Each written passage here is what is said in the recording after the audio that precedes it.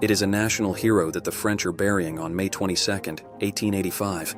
2 million people from around the world are gathered to pay tribute under the Arc de Triomphe to the one who made them cry with Les Misérables or dream with Notre-Dame de Paris. It is the well-deserved tribute of an entire country to a great man in whom they recognized itself. A man who has the incredible distinction of being both a politician and the greatest writer, the greatest novelist, the greatest poet. Nothing stopped this monument of literature who, as if that were not enough, also wanted to change the world. Today, even in the 21st century, Victor Hugo remains the greatest French writer, certainly the most translated worldwide. There isn't a street, there isn't a city, there isn't a square that doesn't bear the name of Victor Hugo. Everywhere, even abroad, Victor Hugo is a monument.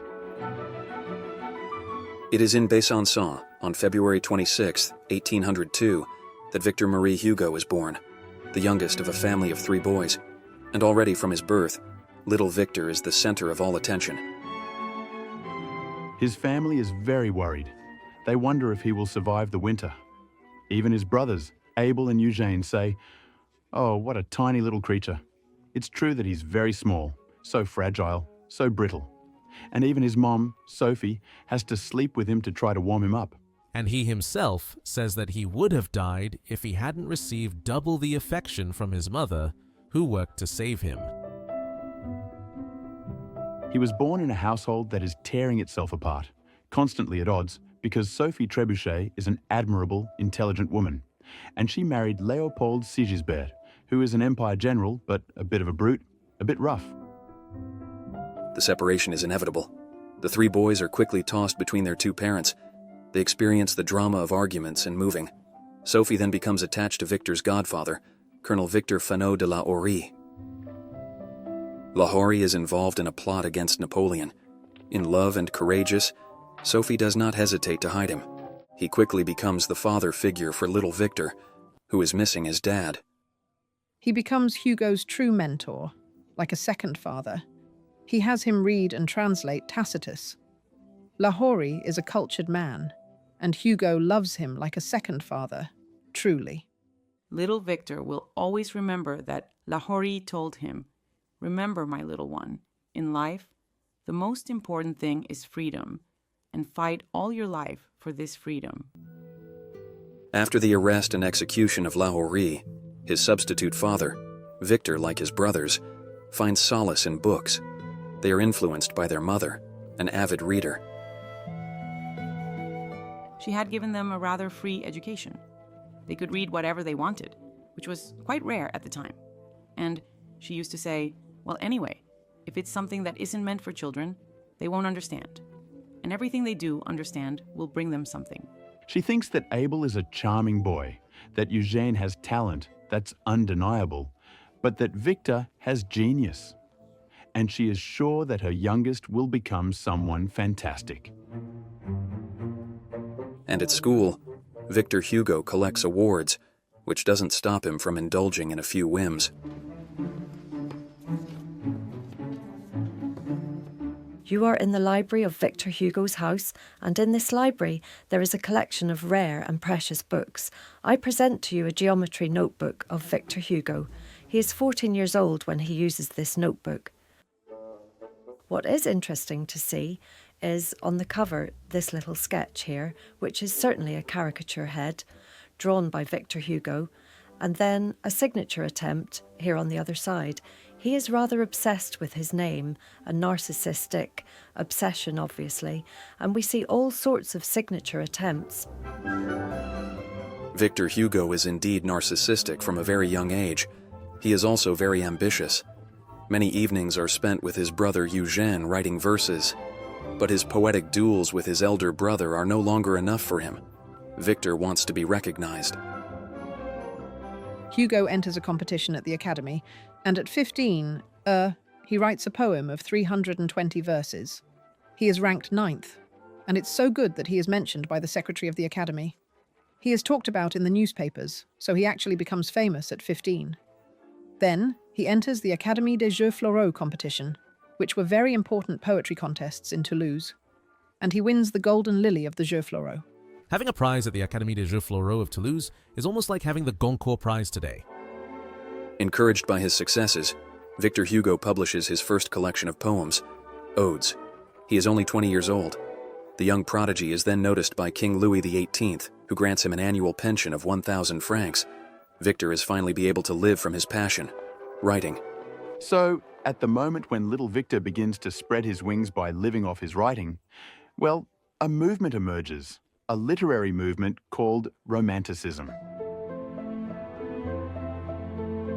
Symbol of the rising youth, these romantics are named Gérard de Nerval, Alexandre Dumas, Hector Berlioz, Alfred de Musset, or Théophile Gautier.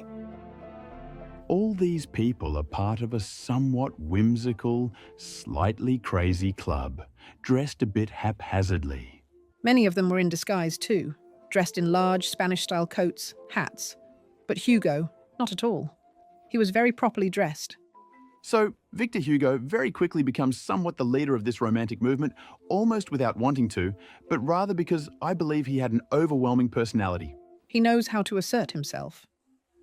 He asserted himself, he imposed himself on others, and others clung to him. Everyone had to follow. He was the flagship, and the others followed. He knew how to use the people around him.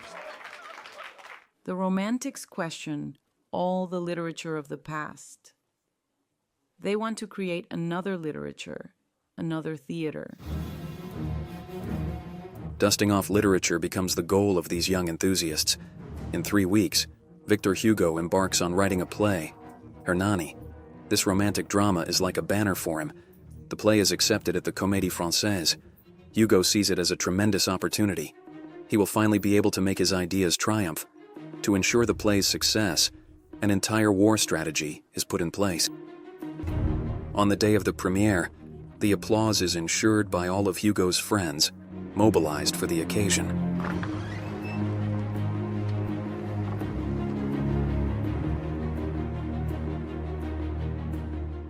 It is February 25th, 1830.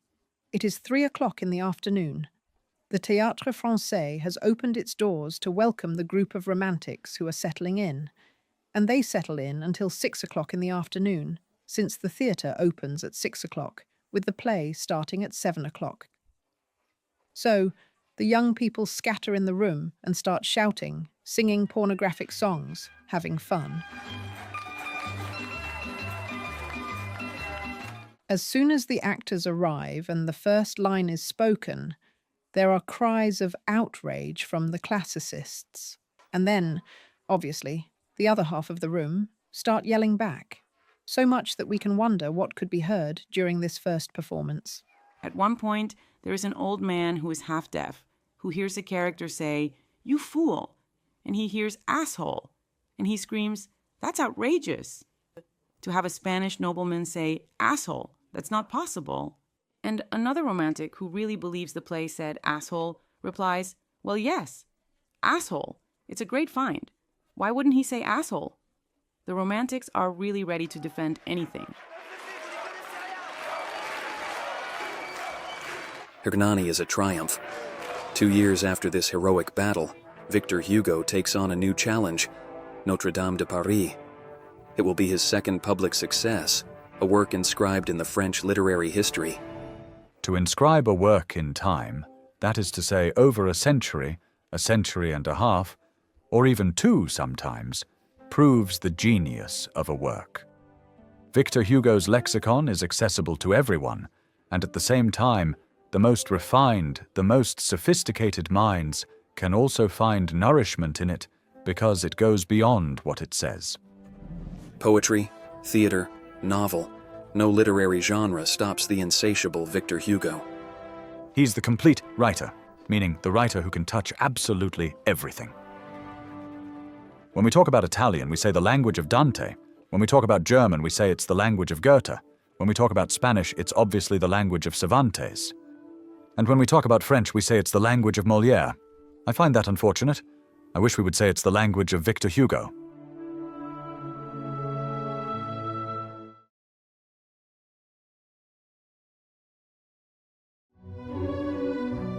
Victor has always been sensitive to feminine charm.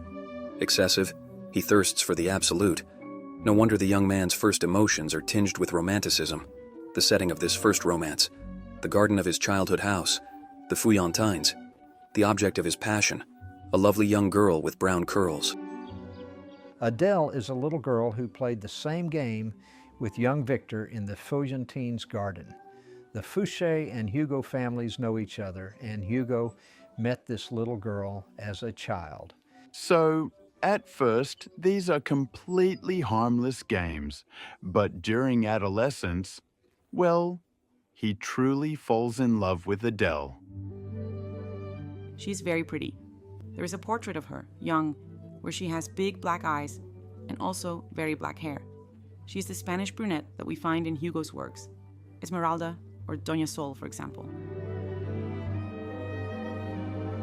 Yes, he is very jealous of Adele. As soon as she lifts her skirts a little, he gets into terrible rages. He loves her so much that he wants to remain a virgin for her.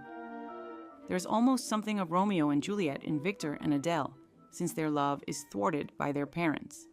Sophie Hugo, Victor's mother, opposes their marriage. They see each other in secret, and at one point, Adele says to Victor, "Listen, if we can't get married, the solution is for you to elope with me." On October 12, 1822, at Saint-Sulpice Church, Victor Hugo finally marries the young woman he passionately loves. He is only 20 years old. Very soon, Adele is expecting a child. It's an exemplary couple that has a child every 2 years, so a growing family. Adele Hugo spends her life pregnant, and she starts to find that time is dragging on. First, because Victor only comes to her to have sex. The rest of the time, he works. And while she starts feeling lonely, someone appears to console her. Of course, that's always how it happens. Adele falls in love with Sainte-Beuve. Sainte-Beuve, who is the couple's best friend. He's a young critic, a bit solitary, a bit sad. Not very lively, very elegant, but he knows how to talk to women. He has tender words, he has sweet words. He certainly listened to her a lot. Hugo obviously didn't have the time to listen to his wife for hours a day, that's for sure, whereas he did. So that's how he got replaced. Victor Hugo, a workaholic, busy with his literary conquests, does not immediately see the betrayal unfolding within his walls. When he opens his eyes, it is despair. He has just lost a friend and the woman of his life. Adele, one evening, tells him, "It's over. We sleep together, but we no longer make love." Obviously, Victor Hugo is devastated. He thinks that the situation is impossible because he had quite a passionate nature. And she tells him to figure it out himself. So to figure it out, well, he needs to find another woman. And it is at the Théâtre de la Porte Saint-Martin, during the rehearsal of one of his plays, Lucrèce Borgia, that Victor Hugo meets the new woman in his life. Her name is Juliette Drouet. She is a promising young actress, supported by wealthy lovers, a fate shared by many other talents of the stage at the time. She has very dark-haired, like Adele. She also has big black eyes. She is very slender. She is very small in stature and has a lot of charm. A romantic beauty, everyone agrees on that. So Théophile Gautier gives her a place in the pantheon of the most beautiful women of Paris. When their story begins, certainly, Hugo must have been moved by what was happening with Juliet. Physically, what was happening with Juliet, certainly, never happened with Adele. Juliet called him Toto or Totor, and he called her Juju, but their relationship quickly becomes strained. He is jealous of her past, of all her affairs, and he is jealous of her present, since she appears on stage, she performs. So that creates a lot of tensions. Victor Hugo, concerned with organizing his time usefully, looks for a place for his new love near the family home on Place Royale. As the official mistress, Juliette, confined to her home, dreams only of their embraces and the rare outings with her great man. Juliet's life is summed up by waiting. She regrets that her Victor does not constantly come to her side, But Victor has a family, he has a work to write, of course, and so Juliet's life is largely devoted to writing. He has her write letters, she tells about her life, almost like a diary. It's interrupted. Every day, 1 letter, or 2 letters, or 3 letters. It was absolutely charming. She calls him my rhinoceros, my little O, my big Toto, all that. And then, from time to time, she tells him, "You are God himself." That is to say, we go from an extremely familiar, touching, sentimental register to a totally grandiose one. And that must have greatly pleased Hugo. So, Juliet's dream, of course, was to have her Toto all to herself, just for her, 24 hours a day. But Victor Hugo never succumbed to this plan, because he was a father and he had seen how his father had abandoned him and his brother as a child. He did not want to abandon his children. Resigned to remain the woman in the shadows, Juliet still has the joy of going on excursions with Victor Hugo, trips she eagerly awaits every summer. During this exceptional month, the young woman sees the great man indulge in his second passion after writing, drawing. Hugo therefore has in his pocket a small notebook, a pencil, and at each encounter with a place he likes, he sketches it. And this sketch is sometimes a simple drawing with a note like this one. August 9th, Cliff of Etretat, 1 p.m. The drawing is dated, just as Juliet dates her letters very precisely.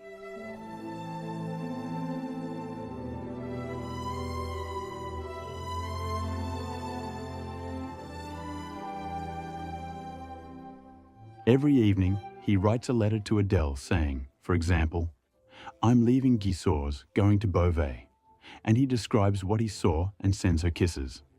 And he does this before meeting Juliet in her room. So, Victor Hugo is a very organized man. Adele, the official wife, is aware of Victor's double life, but does not accept it. As an actress, Juliette Drouet does not belong to the same world. It will not be the same with Léonie Biard. This pretty blonde of 22 years is the wife of a painter recognized in high Parisian society. She meets Hugo, who succumbs to her charm. He is 20 years older than her. I believe this love hits him unexpectedly. It's a very passionate love that he has for Léonie Biard. Adele accepts Léonie all the more because she sees in Léonie the chance to finally get rid of Juliette, whom she still cannot stand. So, she does everything to play Léonie against Juliette. And Léonie was a strong-minded woman who wanted to become the official mistress. But Hugo tells her that it's out of the question, that Juliette has her place. And then Léonie makes a bundle of all the letters Victor Hugo sent her and sends them to Juliette.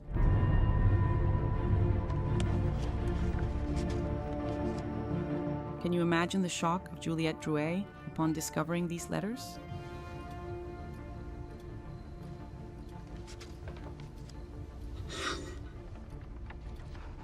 Because these letters are overflowing with love and passion, you can feel that there is truly a very, very strong passion between Victor Hugo and Léonie Biard. I think that it must be terrible for someone who loves a man and reads that from another woman. Terrible. Terrible. So she runs away. She wanders around Paris almost all night, and Victor Hugo goes looking for her and brings her back. Juliette forgives Victor Hugo for everything out of love. I believe Juliette is total selflessness. And he is very lucky to have met this woman, but I believe he is aware of it, and I believe he will always love her. An unwavering love that does not prevent the incorrigible Victor Hugo, despite aging, from succumbing to the admiration of many admirers. We know that a large number of women had an adventure with the poet. The house on Place des Vosges keeps a number of photographs of women in the format of a business card, small, somewhat cardboard photographs in which, without hiding in the slightest, the women propose to meet the great master and poet. We understand what that might imply. As he wants to keep a vivid memory, he writes all this in a little black notebook and marks crosses. He marks crosses when he had sex with these women, and you know that the last cross he made is at 83 years old. The years and infidelities eventually soften the difficult relations between Victor Hugo's two loves, the wife Adele, who never resolved to leave, and the mistress Juliette, whom he never stopped loving. Towards the end of her life, Adele gets closer to Juliette Drouet. She first invites her to the Christmas for poor children that he gives every year, and Juliette initially refuses, saying, "You know, I've always been the woman in the shadows. Let me enjoy the happiness you give me by inviting me, but I will not have the delicacy to come." And then, little by little, she eventually agrees to meet Adele Hugo. Towards the end, she even reads to Adele Hugo. And in the very last year of Adele Hugo's life, the two women finally get along. Many things have calmed down, have eased. We're no longer in the time of great passion, so they become friends.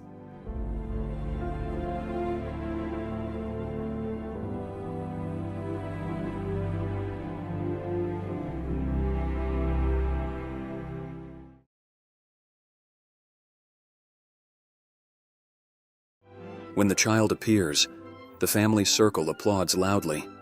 This famous phrase by Victor Hugo conveys the importance that the literary genius places on his offspring. He reveals himself within his family as a particularly present father to his 4 children. We have little Léopoldine, nicknamed Didine. We have Charles, called Charlot. We have François Victor, called Toto. And we have Adele, called Dédale. So Didine, Dédale, Toto, and Charlot.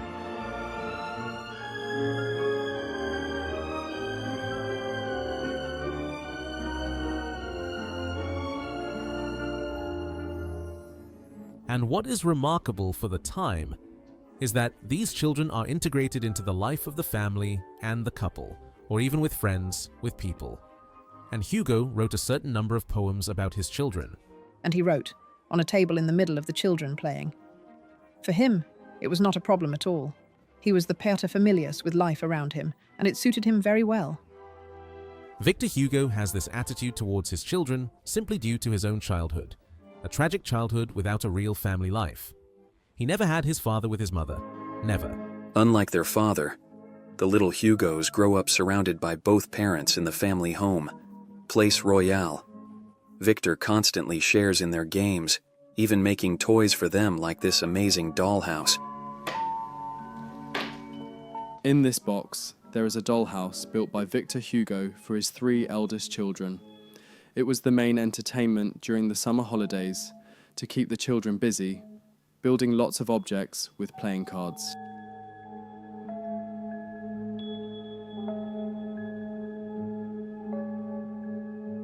In this small compartment, there are 3 chests of different colours, marked with the children's initials. One for Léopoldine, for Charles, and for François Victor, in which are stored the small accessories used to furnish the different rooms, like this small stepladder for the library. And it is towards his eldest daughter that the writer seems to feel the strongest emotions. With Léopoldine, in August 1824, he discovered the joys of fatherhood after having known its sorrows. Before her, there was a son named Leopold, and Leopold died before he was 1 year old. Léopoldine came just after, barely a year after Leopold's death. So Léopoldine is part of that. And Victor Hugo's relationship with Léopoldine is that she is the cherished child. It appears everywhere, and it also shows in his daily life. She is the beloved child. I believe that Léopoldine was very, very close to Victor Hugo. She was sensitive, she was a bit of a poet, she was a dreamer. He found in her something of himself, certainly much more than in his other children. And then, when Léopoldine, of marriageable age, tells him that she is in love with another man besides him. It's a cataclysm for Victor Hugo. This young man, Léopoldine met him the summer she was 15, during a family stay with a great admirer of the writer, Auguste Vacquerie. We are in Villequier, in Upper Normandy, in front of the Vacquerie family house. It is there that Léopoldine met during a vacation, her future husband, Charles, the elder brother of Auguste, a young man who, in this case, does not have a particular interest in literature. He's her first love and the man she will marry. Torn by the prospect of marrying off his favorite daughter, this extremely possessive father was even struck by paralysis of the hand, preventing him from signing the marriage contract. Like everything important in Victor Hugo's life, it is found in Les Misérables. It's Jean Valjean when he learns, when he has to sign for Cosette's marriage and refuses, saying he has an injured hand. We have almost the same thing with Hugo, who tries to delay this marriage that he does not want. After waiting 5 years, Leopoldine marries her beloved in February 1843, but their union will be short-lived. On September 4th, 1843, Leopoldine and her husband Charles, along with 2 family members, set out on an excursion on the Seine by boat. And then the boat capsizes, but Leopoldine did not know how to swim. Charles, her husband, dives in to try to retrieve her. But you know, she was caught in the nets, like the dying who cling and do not want to let go of the net. Charles wanted to die with her. He could have come back up and survived. No, he held his wife in his arms, and they both died. Victor Hugo will never recover from the premature death of his beloved child, especially since he learns about it in a cruel way, by chance, while reading the press during a trip with Juliette Drouet. He harbors a terrible guilt. He imagines that it was because he was traveling with his mistress that this event happened. This broken father, lost, takes several years before managing to visit his daughter's grave in that small cemetery which later became the family tomb. It's very moving to stand before the grave of Leopoldine Hugo when you know what terrible pain her death caused. It's a place that appears in his poems, a location he evokes in his writing. Little Leopoldine and Charles were buried in the same coffin because they were entwined in death. A bit like Quasimodo and Esmeralda in Notre-Dame de Paris.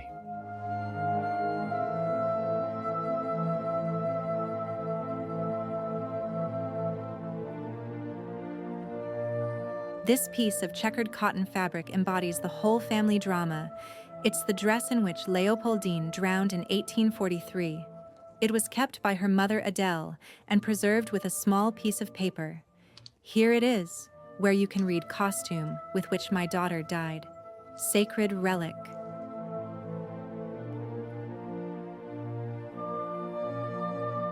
The Hugo family had a true devotion to Leopoldine and kept everything she had during her lifetime. It was somewhat like a museum in the house, and a somewhat difficult museum for the living children. And it is the young Adele, the youngest of the siblings, who was the most affected. She is only 13 years old when her 19-year-old sister dies in this tragic drowning. She remains with this crazy desire to replace her dead sister in the heart of her father. There is a really troubling episode in her life where she has a sort of romance with Auguste Vacquerie, who is Charles's brother. And she writes in her journal that she would like to die and be buried next to Auguste Vacquerie, beside Charles and Leopoldine. So, we see that she has this desire to exactly replicate her sister's fate because she probably thinks it's the only way to be loved by her father as much as she would like. Adele, born at the time of her parents' separation, did not have the same privileged relationship with her illustrious father and has suffered from it since childhood. This young Adele has a very tormented spirit, and there might also be some genes in the family, since Eugène, Victor Hugo's brother, died insane. A madness into which the last of the Hugos also falls, following the family's departure for the island of Guernsey, where Adele lived her best years in seclusion. Finding herself alone, young, in Guernsey, without friends, she had lost everything. And it must have been extremely suffocating. She then develops a solitary passion for an English soldier stationed on the island, Lieutenant Pinson. It's not a romantic relationship, in my opinion. She's looking for a relationship that allows her to get out of there. And to escape from there, Adele secretly flees. At 33 years old, she crosses the Atlantic alone, in pursuit of a man who does not want her. At that moment, she becomes a bit hysterical. For her, this man can only love her. He cannot love anyone else. So she is convinced of that, She chases him because she is convinced that he will, at some point, realize that she is the woman of his life and come to her. For 9 years, the youngest of the Hugos wanders according to the postings of the lieutenant from Nova Scotia to Barbados and survives thanks to the financial support of her father. It's surprising that Victor Hugo doesn't take the emergency boat to go and get this unfortunate child back. She stayed there for years, and upon her return, she was almost immediately institutionalized. Victor Hugo wants to go see her. Still, he must feel quite guilty. Her father's visits put her in such a state that the doctors tell him, "It's not worth it. Don't come. Don't come anymore." This is a second tragedy for Victor Hugo. His youngest daughter died in 1915 after spending more than 40 years in a psychiatric asylum. It seems that Victor Hugo was both a loving and touching character, etc., but also absolutely overwhelming and destructive for those around him.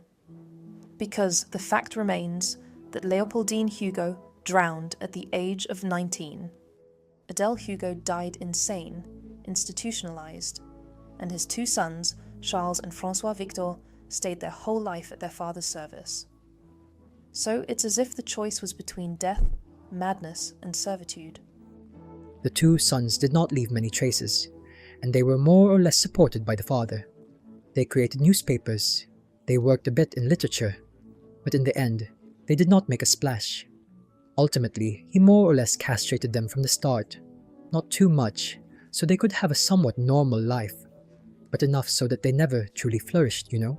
A true patriarch, Victor Hugo invented a word to refer to his family, which he sometimes loves awkwardly: the goom. Where does Victor Hugo get that from? We don't know, but it defines something a bit clannish. A family where the members are not destined to have an independent life, an autonomous life. It's not possible. You have to be part of this group. You have to stay in it.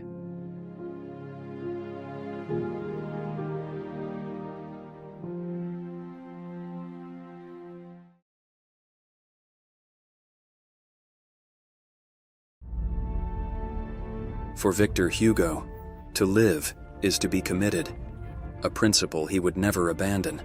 While his initial political leanings mirrored those of his royalist mother, he quickly became concerned with solving the great ills of his time. What outrages him in society is the extreme poverty affecting the popular classes at that time. It is ignorance, linked to the fact that there is no Republican school for which he will always fight, and it is the lack of generosity of the owning classes. So all this irresistibly leads him towards a very lyrical, very fraternal, very humanist, very generous left political beliefs. Look at Les Misérables. What underlies this major work is the revolt against injustice, obviously embodied by the journey of Jean Valjean. It is not only through his work that the literary genius defends the poor and the underprivileged. Truly involved in public affairs, peer of France, under Louis Philippe, he is elected deputy in 1848. He writes several times that his program is to replace political questions with social questions. It's really important for him. And he later talks about his socialism in the sense that he is interested in social issues. Among his battles, the longest and most consistent is undoubtedly the one he wages against the death penalty. Put the judge on one side of a scale, place the executioner on the other, weigh human justice, and tell me what you think of the death penalty. Signed, Victor Hugo. Admirable. It cannot be said better, so that's it. It's an absolute conviction.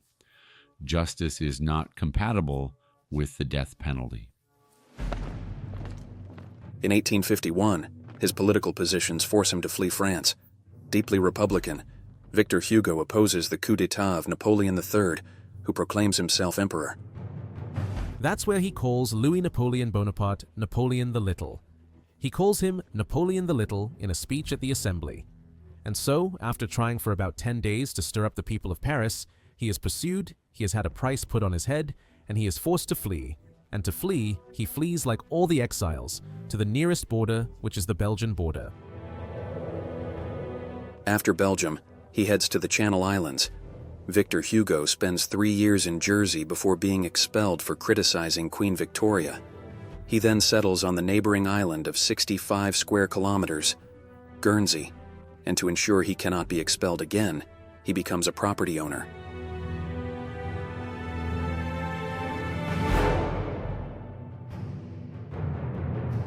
So Hugo buys Hauteville House, which has not had an occupant for many years, so it is completely empty, and he completely builds it.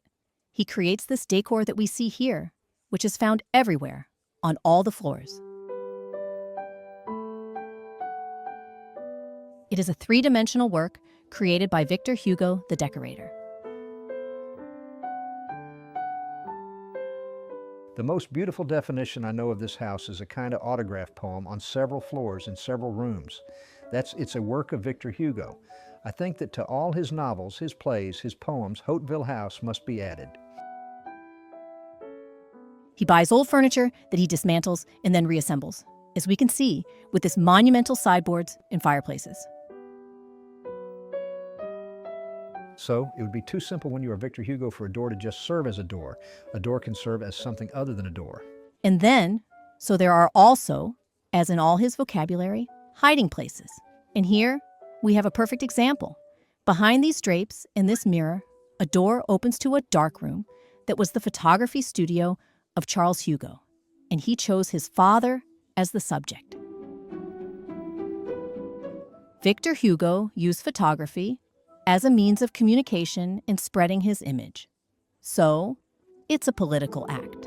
Hauteville House becomes the symbol of freedom, and Victor Hugo, a hero of the resistance.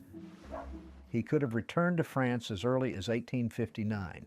An amnesty measure was decided by the emperor, but he refused it and declared that he would only return to France the day freedom returns. He gives this image of the man scorned by the government, and everyone comes to visit him. Alexandre Dumas comes to see him. He says to him, "You see," he says to Dumas, "I am here like Napoleon on his rock of St. Helena." Life is thus organized for the writer, who has set up an exceptional space on the top floor of his house. So this is the famous lookout, which allows you to see very far. Imagine that he broke 1/5 of the roof and embedded a kind of glass cache in the roof. And it is there, in the middle of the ocean, in the middle of the sky, that Victor Hugo wrote all the great works of exile, finished Les Misérables, La Légende des siècles, Toilers of the Sea, etc., etc.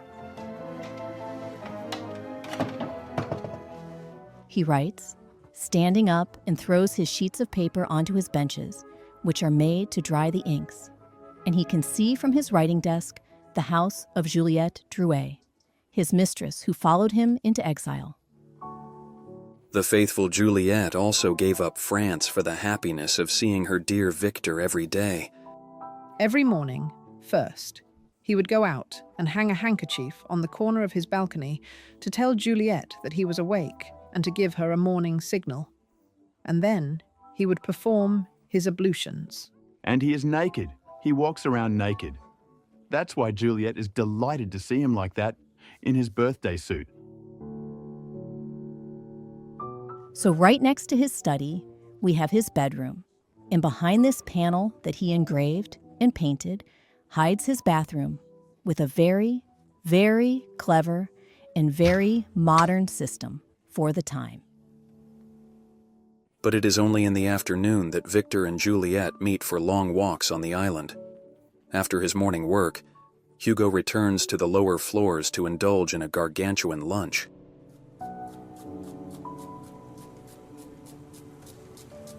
We found this recipe for spatchcock chicken, which was very much liked by my ancestor Victor Hugo.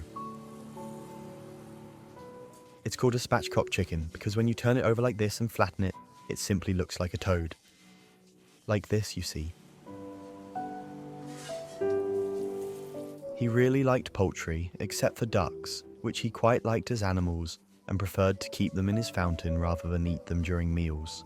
He wasn't a fine gourmet, but rather a gourmand, almost galantuesque, by the amount of food he ate at each meal. He didn't bother, for example, to peel oranges or even lobster shells. He ate everything all at once, like that. Everything on the table had to be finished, really.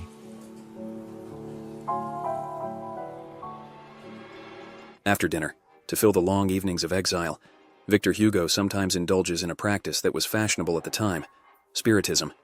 He tries to establish contact with the dead, especially his dear Leopoldine. On this occasion, through knocking, Hugo becomes certain that there is a possibility of connecting with those who are no longer here. This house has a soul. This house is full of spirit, which suits him perfectly because he is sinking more and more into this life beyond and into this contact with the life beyond.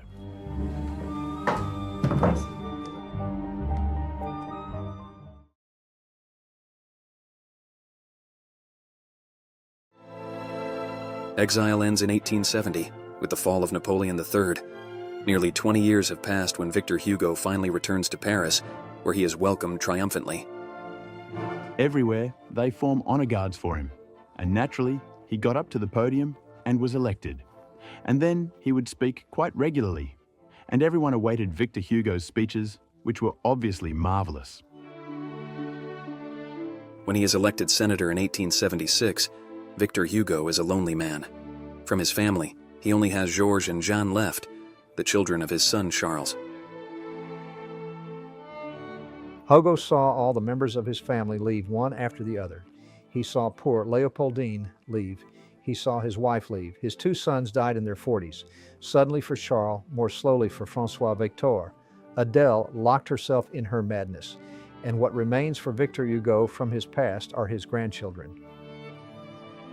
And he acted as a father to little Georges and little Jeanne. He had an extraordinary love for his two grandchildren. He was constantly moved by them.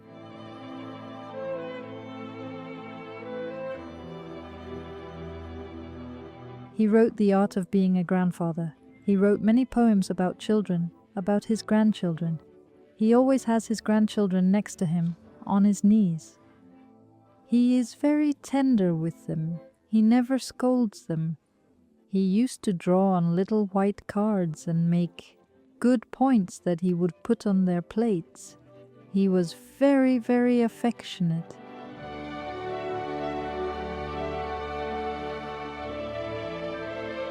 Georges and Jeanne had front row seats to celebrate their grandfather's 80th birthday as he enters into legend before their eyes. When Victor Hugo enters his 80th birthday, it is a celebration that we certainly cannot imagine today. I do not know of any political, sports, or cultural celebrity who could receive such fervor. Thousands and thousands of tributes and congratulations are sent. People paraded under Victor Hugo's windows. This 26th of February, 1881 is declared a public holiday. Workers and schoolchildren come to lay flowers at the feet of the one who has done so much for them. It is said that 100,000 people per hour pass by Victor Hugo's house. And there, the great man, surrounded by the two little children, one on each side, the light of the sun, he saw all the children from the schools of Paris. It's beautiful. And the avenue where he lives is named Victor Hugo Avenue. It is the first time that someone during their lifetime could see a street named after them. And Victor Hugo was thus the only Frenchman to receive letters written, Mr. Victor Hugo, living on Victor Hugo Avenue. Behind him, attending the tribute, Juliette Drouet, who, for 50 years, was the woman in the shadows and is now his official companion. She accompanies him everywhere. She lives in the same house as him. Toward the end of her life, she has her revenge. Poor Juliette. She grows older and older. Then she falls ill, and he takes care of her, but with incredible tenderness. He nurses her, he washes her, he brings her little broth. He stays by her side until the very end. And he tells her, "Do not die before me, I beg you, because I will not survive you." Juliette passes away on May 11th, 1883, in the arms of her lover, who, despite his infinite sadness, survives her for another 2 years before succumbing to a pulmonary congestion.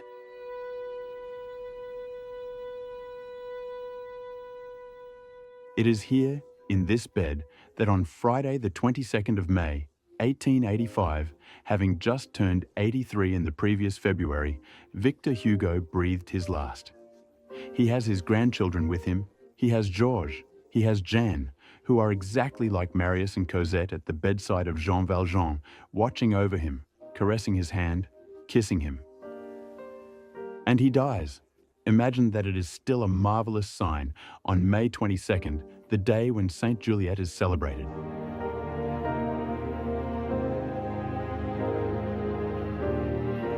For Victor Hugo's funeral, a national day of mourning is declared, yet he had wished to be buried without ceremony in a pauper's coffin.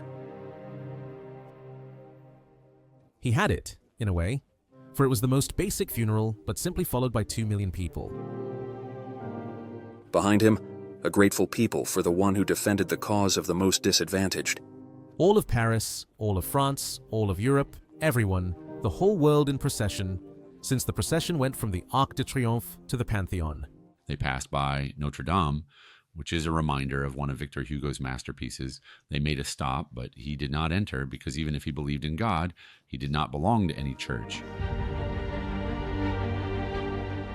For the author of Notre-Dame de Paris and Les Misérables, the government decides to reopen the doors of the building dedicated to the memory of the great men of the nation, the Pantheon. That is where the greatest writer of the 19th century rests today. The 19th century is a prodigious century of artists, geniuses, and explosions in the art world. But I believe that Victor Hugo is certainly the keystone of this 19th century.